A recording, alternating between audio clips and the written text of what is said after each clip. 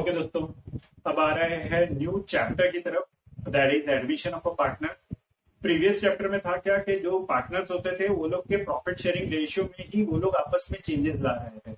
तो हम देख रहे थे किसको सेक्रीफाइसिंग हो रहा है, किसको गेन हो रहा है, गुडविल का ट्रीटमेंट किया, रिजर्व्स के ट्रीटमेंट किए, असेट्स और लायबिलिटीज को रीवैल्यू रीअसेस करना सीखा, और फिर न्यू बुक्स में कैसे न्यू बैलेंस शीट बनती है ये देखा। यही सारी चीजें, यही सारे ट्रीटमेंट हम इस चैप्टर में भी देखेंगे। इस चैप्टर में भी हम लोग सैक्रिफाइसिंग गेनिंग रेशियो निकालेंगे। इस चैप्टर में भी हम गुडविल का ट्रीटमेंट करेंगे, हम एक्यूमुलेटेड रिजर्व्स के प्रॉफिट्स के इफेक्ट देंगे, रिजर्व्स के इफेक्ट देंगे, और असेट्स और लायबिलिटी को रीअसेस करेंगे। और एक और जैसे वहां पे भी था कैपिटल एडजस्टमेंट के क्वेश्चंस करेंगे। तो सर फिर उसमें और इसमें डिफरेंस कहाँ रहेगा? इसमें डिफरेंस ये रहेगा कि एक नया पार्टनर एडमिट हो रहा है, तो अब फ्यूचर के अंदर इसको हमेशा प्रॉफिट मिलने वाला है। He is always a gaining partner, ठीक है। अब इसके आने पे किसको सेक्रीफाइस हो रहा है? कोई पार्टनर अपना शेयर दे रहा है, कोई पार्टनर अपने शेयर में से कुछ भी नहीं दे रहा है। तो कौन सेक्रीफाइस कर रहा है, कितना कर रहा है? कोई ओल्ड पार्टनर कोई फिर गेन हो गया है क्या एडमिशन के समय? ओल्ड वाला भी एक पार्टनर बोलता है नहीं अब मेरे को भी ज्यादा चाहिए। तो ये सब चीजें हम लोग देखेंगे इस चैप्टर के अंदर। तो बेसिकली आओ पहले रेशियोज के ऊपर डील करते हैं, ठीक है। जब पार्टनर एडमिट होता है तो फ्यूचर में वो जो रेशियो डिमांड कर रहा है, तो ओल्ड पार्टनर के अब रेशियो क्या बन जाएंगे, ठीक, यानी न्यू प्रॉफिट शेयरिंग रेशियोज कैसे निकल करके आएंगे। तो आओ मैं आपको समझाता हूँ। बहुत लाइट चैप्टर है, इजी है, समझने का ट्राई करना, पूरी तरह से लॉजिक बेस्ड रखना, अच्छे से समझोगे तो आ जाएगा। स्टेप बाय स्टेप जाएंगे, एक एक इलस्ट्रेशन करेंगे। So don't worry much. Start करते हैं इलस्ट्रेशन वन से, that is A and B are the partners sharing profits and losses in the ratio of 5:3. A और B का profit sharing ratio क्या है guys? 5:3. C is admitted for 1/4 share, ठीक है, in the profits. Calculate the new profit sharing ratio of the partner. बस इतना बोल दिया। मतलब दो पार्टनर थे A और B, उनके प्रॉफिट शेयरिंग रेशियो थे 5:3 और C एंटर हो गया, यानी एडमिटिंग पार्टनर को हम प्रॉमिस कर रहे हैं कुछ भी हो फर्म के प्रॉफिट में से 1/4। अच्छा 1/4 को 25% बोला जा सकता है। Yes sir, 1/4 is nothing but 25%।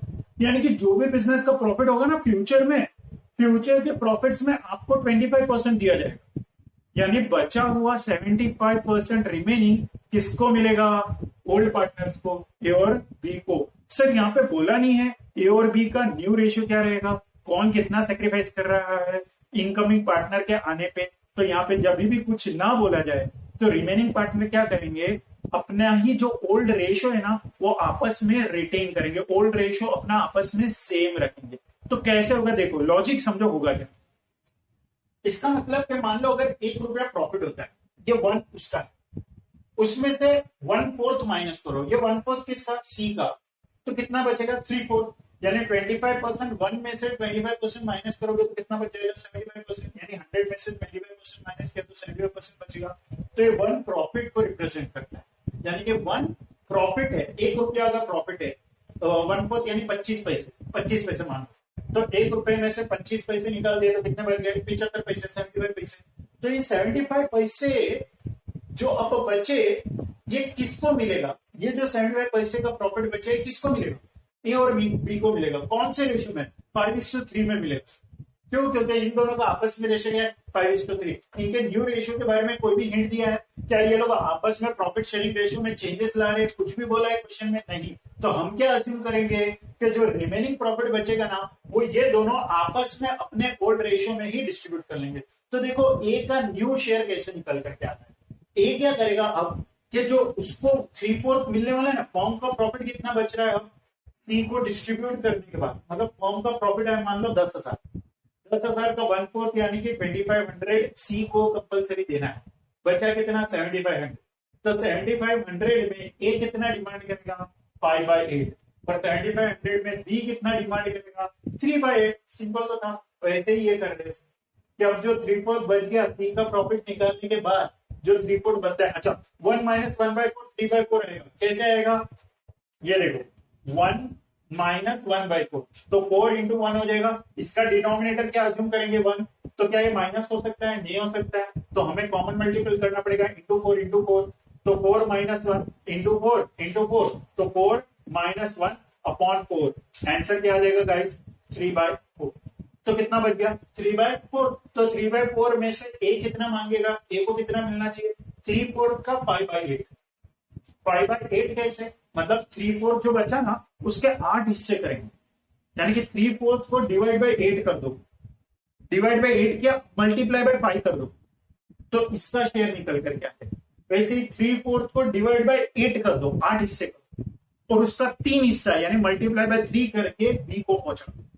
तो 3/4 का 5/8 किया तो आंसर कितना आ गया, 5 3 15, 8 4 32। वैसे 3/4 का 3/8 किया तो 3 3 9, 8 4 32। तो इसका न्यू शेयर कितना आ गया, ए का शेयर कितना रहेगा 3/4 में 5/8 और बी का शेयर कितना रहेगा 3/4 में 3/8। If no nothing is mentioned regarding old partners new share, so what we will assume कि जो अब प्रॉफिट रिमेनिंग बचेगा ना सी को देने के बाद वो ए और बी आपस में अपने ओल्ड रेशियो में बांटेंगे। तो हम लोग क्या करेंगे, जो प्रॉफिट यानी 1 में से अगर 1/4 माइनस करते हैं तो 3/4 बनता है, यानी कि जो 3/4 प्रॉफिट बचेगा उसका 5 हिस्सा हमेशा ए लेगा और 3/4 के प्रॉफिट का 3 हिस्सा हमेशा बी लेगा। तो 3/4 का 3/8 बी को मिल जाएगा यानी 9/32 अब बी को मिलेगा फ्यूचर में, 15/32 ए को मिलेगा फ्यूचर में। अब ये दोनों 32 पे है, सी का रेशियो क्या था 1/4, तो 1/4 को भी हमें 32 पे लाना होगा, डिनोमिनेटर इन दोनों के 32 पे, ये 4 पे है तो 4 8 था तो ऊपर भी मल्टीप्लाई बाई 8 किया तो 8/32 इसका आ गया। तो बोलो न्यू शेयर क्या निकल करके आ गया 15:9:8, 15:9:8। कुछ समझ में आ रहा है सर क्या बोल रहे हैं यहाँ पे, सिंपल है, कुछ भी टेंशन मत लो। अगर 1/4 सी का तो 3/4 ए और बी का, अब 3/4 में ए का कितना, 3/4 में से ए का 5/8 और 3/4 में से बी का 5/8 ड्यू रेशियो रहेगा। तो ड्यू रेशियो निकाल दिया हमने मल्टीप्लाई करके और सी का हमने कॉमन डिनोमिनेटर किया तो ड्यू रेशियो। आओ वैसे इलस्ट्रेशन 2 है, बहुत ही हल्का फुल्का, देखो कितना है कैसे। A B and C are the partner sharing profit and losses in the ratio 3:2:1। They admitted D for 10% profit. अच्छा डी तेरे को 10% मिलेगा, यानी 90% अब किसको मिलेगा, अब समझ में आ रहा है। ये 1/4 और 3/4 का लोचा ये भी वही है कि एक में से 25% सी का तो 75% ए और बी का, अब 75% का 5/8 और 75% का 3/8 वैसे ही इधर है और कुछ नहीं है। अगर डी का है 10%, आगे कुछ नहीं बोला है, देखो क्वेश्चन में कैलकुलेट द प्रॉफिट शेयरिंग, तो करेंगे कैसे। अगर डी का 10%, 10% इज नथिंग बट 10/100, 10/100 को 1/10 लिखा जा सकता है 0 0 कैंसिल करके। अच्छा 1 में से अगर 1/10 है डी का तो 9/10 यानी 90% एबीसी का।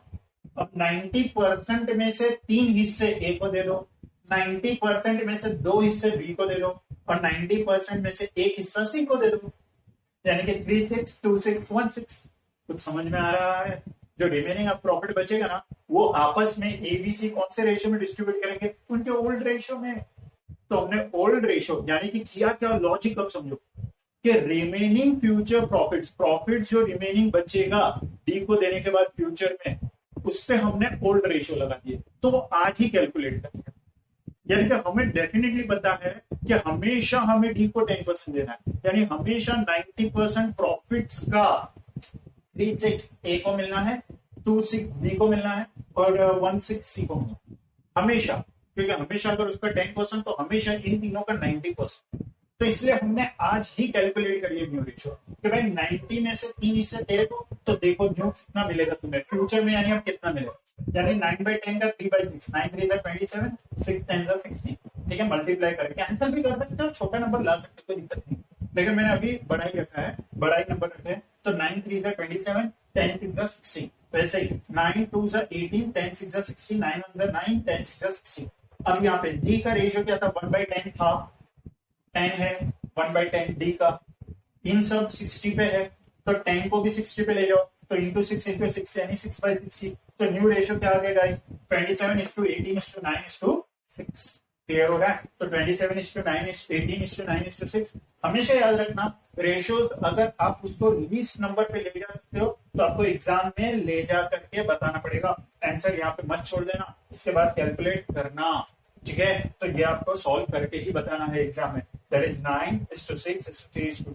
इसको कैंसिल किया सर ने, ये सारे नंबर को डिवाइड बाई 3 कर दिया, सभी नंबर्स डिविजिबल बाई 3 है तो मैंने डिविजिबल बाई 3 करके रेशियोज को छोटा कर दिया। समझ में आ रहा है गाइस आपको यहाँ पे। ठीक, तो खाली कुछ नहीं है, जो इनकमिंग पार्ट अगर कुछ भी न्यू रेशियोज या ओल्ड पार्टनर्स के न्यू रेशियो के बारे में कोई इंफॉर्मेशन है फिर रिपीट करता हूं मेरा स्टेटमेंट इन दोनों इलस्ट्रेशन। ओल्ड पार्टनर के न्यू रेशियो के बारे में कोई इंफॉर्मेशन नहीं, तो क्या करेंगे, जो इनकमिंग पार्टनर का शेयर है वो माइनस कर दो 1 में से, जो रिमेनिंग प्रोपोर्शन बचेगा उस पे उनके ओल्ड रेशियो लगा दीजिए, आपको पार्टनर्स के न्यू रेशियो आ जाएंगे। ये सिंपल स्टेटमेंट याद रखना, एक और बार अच्छे से सुन लेना जो मैंने बोला है रिवाइज कर, ठीक है ठीक है, अच्छे से देखिए। चलो अब जाते हैं इलस्ट्रेशन 3 पे, और भी इजी है, कुछ नहीं है। अब इन दोनों क्वेश्चन में क्या था, ओल्ड पार्टनर के न्यू प्रॉफिट की कोई हिंट नहीं, ठीक है, कोई डायरेक्टली गिवन नहीं था कि न्यू वो लोग क्या शेयर करेंगे, तो हमने क्या किया, न्यू अब जो भी बचेगा वो आपस में वो लोग ओल्ड रेशियो में डिस्ट्रीब्यूट करेंगे और उनके न्यू रेशियो निकाल दिए उसके बेसिस पे, ठीक, यहाँ पे गिवन है। कभी अगर इनकमिंग पार्टनर का देखो क्वेश्चन पढ़ते हैं, क्वेश्चन से समझाता हूं। Illustration 3, A and B are the partners. They admitted C for 1/4 check, ठीक है, C का 1/4, तो रिमेनिंग पार्टनर का 3/4। क्लियर है, यहां से क्लियर कर लो। अगर इनकमिंग पार्टनर का 1/4 है तो 1 - 1/4, यानी कि अगर 25% सी का तो 75% ए और बी का, ठीक। चलो profit sharing ratio between A and B would be 2:1। Would be का मतलब अब से 2:1 आपस में, समझा, इसका मतलब कि अगर 3/4 ए और बी को मिलने वाला है तो 3/4 में 2/3 और 3/4 में 1/3 बी का, 3/4 में 2/3 ए का, 3/4 में 1/3 बी का। अब समझ में आ रहा है, जो रिमेनिंग प्रॉफिट बच जाएगा यानी फ्यूचर में जो नया प्रॉफिट बचेगा सी को देने के बाद, उसमें ए का कितना प्रोपोर्शन, 2 हिस्से, और सी का बी का कितना प्रोपोर्शन, 1 हिस्सा। समझ में आ रहा है, तो हम क्या करेंगे, 3/4 के 3 हिस्से करेंगे, 2 हिस्से ए को दे देंगे और 1 हिस्सा बी को देंगे। समझ में आ रहा है, यानी 3/4 के 3 हिस्से, यानी डिवाइड बाय 3 किया, मल्टीप्लाई बाय 2 करने पे 2 हिस्से निकल आए, डिवाइड बाय 3 किया, मल्टीप्लाई बाय 1 करके 1 हिस्सा निकल आएगा। तो 3 देखो 3 2 6 बाय 12 भी लिख सकते थे, 4 3 12, लेकिन 3 कैंसिल हो रहा है तो 2/4 लिख दिया इसने, क्योंकि यहाँ पे भी 3 कैंसिल हो रहा है तो 1/4 लिख दिया, और इसका तो 1/4 है तो 1/4 लिख दिया। तो न्यू रेशियो क्या आ गया, 2:1। समझ में आया। इस क्वेश्चन में क्या गिवन था कि जो रिमेनिंग प्रॉफिट बचता है तो ए और बी वो रिमेनिंग प्रॉफिट कैसे बांटेंगे ना, वो इस क्वेश्चन में, इस क्वेश्चन में ए और बी का ओल्ड रेशियो नहीं गिवन है। अच्छा, ए और बी का अगर ओल्ड रेशियो गिवन नहीं होता है तो हम क्या अज्यूम करेंगे, इक्वल, यानी 1:2। सर ये क्यों, क्योंकि ये काम लगेगा गेनिंग सैक्रिफाइसिंग रेशियो का। सर ये कैसे, क्योंकि देखो अगर ए का आपको न्यू पता चल गया, बी का न्यू पता चल गया, तो ए और बी का ओल्ड पता नहीं है, तो ओल्ड माइनस न्यू करोगे तो सैक्रिफाइस और गेन पता चलेगा ना। तो ओल्ड क्या अज्यूम करेंगे इस केस में, 2:1 मत अज्यूम करना, वो तो बोला है कि जो अब न्यू प्रॉफिट बचेगा ना वो लोग आपस में 2:1 में बांटेंगे। उसका मतलब ये नहीं कि उनका ओल्ड रेशियो भी 2:1 था। तो हमें अगर ओल्ड इंफॉर्मेशन के बारे, ओल्ड प्रॉफिट शेयरिंग रेशियो के बारे में कोई इंफॉर्मेशन नहीं है तो अज्यूम करना पड़ेगा इक्वल। समझा, ये इस क्वेश्चन का ट्रिक था। ठीक, तो ये खैर इस क्वेश्चन में पूछा नहीं है सैक्रिफाइसिंग और गेन, एग्जाम में अगर पूछ लो तो याद रखना उनके न्यू प्रॉफिट शेयरिंग रेशियो की हिंट दी है, ओल्ड रेशियो के बारे में कुछ नहीं है, तो ओल्ड रेशियो ए और बी का क्या अज्यूम करेंगे, इक्वल। और अगर गेनिंग और सैक्रिफाइसिंग निकालने बोलते हैं तो ओल्ड माइनस न्यू करना रहता है, जैसे हमने चेंजिंग पीएसआर में किया था वैसे ही इधर करना है, कुछ भी टेंशन नहीं है। तो न्यू तो आपने निकाल दिया, ओल्ड 1:1 लेना पड़ेगा, 1/2 1/2। समझ में आ रहा है, इसलिए सर ने इतना दिमाग खाया इसको। ठीक, तो अच्छे से समझ लो। ओके, मिलता है अगली वीडियो में next. Thank you very much.